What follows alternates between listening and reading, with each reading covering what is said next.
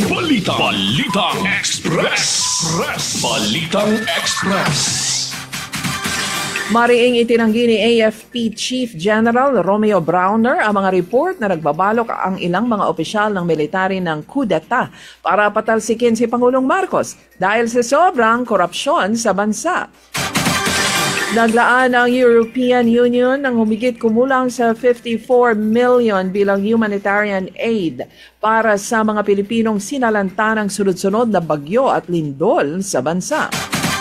Hinaing ng mga guro kasabay ng World Teachers Day, tutugunan ng DepEd. Mga guro ang nagbanta ng mas maraming classroom walkouts at rally kung hindi tutugunan ang kanilang hinaing. Gayong ang ilang mga kongresista ay nagkamal ng maraming pera ng bayan. Dating Senador Antonio Trillanes, nag-iingay na naman. Gustong magpaimbestiga sa Senado kaugnay ng kanyang pagtungo sa kulungan ni dating Pangulong Duterte sa the Netherlands.